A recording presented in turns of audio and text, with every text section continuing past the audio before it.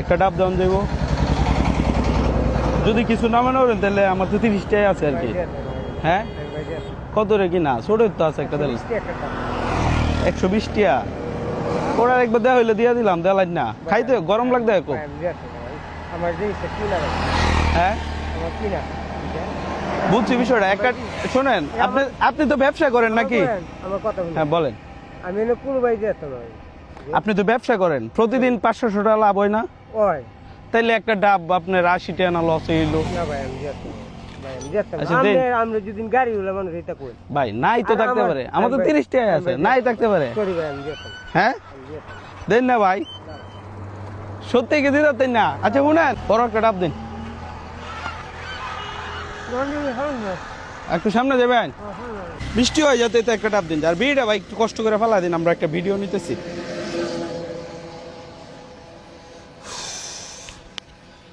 কাকা ডাব খাইবেন বাজান? আইন খাইলেন টোটাল 3 টাকা কাটুন, একটা আপনি খাইন। ভাই খাইন খাইন না তো মনে হয় কোনো সময় খাইন, সমস্যা নেই।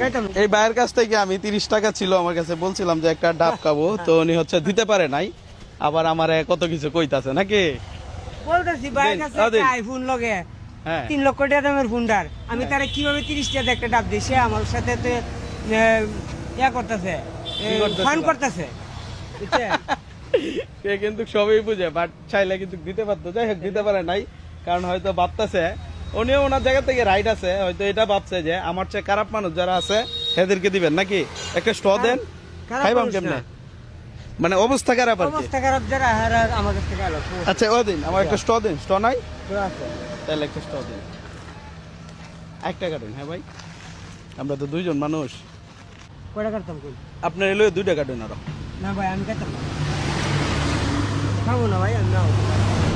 আপনি যদি খান আমি অনেক খুশি হইবাম ভাই, আমি খাইতাম না ভাই, না দাদা না, আমি আপনার দিলাম হইলে যে আপনার অবস্থাটা আমি বুঝাইছি, এর লাগে আমি দিছি। আপনি যে আমাকে দিতে পারেন না এই জন্য কি আমি মন খারাপ করছি? কোনছে ভাই আপনি তো আমি কিনে খাইতেছি, আমি যদি এই অবস্থা হইতো আপনার অবস্থা, তাহলে আমি যার মনে ধরে আমি খাওয়ালাম, কিন্তু তবে এইটা আপনার বিশ্বাস করতে হবে, টাকা কিন্তু সবসময় সবার কাছে থাকে না। আপনি মানেন কথাটা, আজকে আপনার ইনকাম আছে ডেলি 1000 টাকা, কালকে আপনি ব্যবসাত না যান, ওই দিন টাকাটা আপনার কাছে নাই থাকতে পারে, এটা কিন্তু স্বাভাবিক। ভাইয়ের যেহেতু সময়টা নষ্ট করলাম, তো ভাবলাম 2টা ডাব কিনে ভাইয়ের সময়ের মূল্যটা আমি দিয়ে দিই, এই জন্যই বুঝছেন ভাই, আর কিছু না। ভাবলাম যে আপনার যেহেতু সময়টা নষ্ট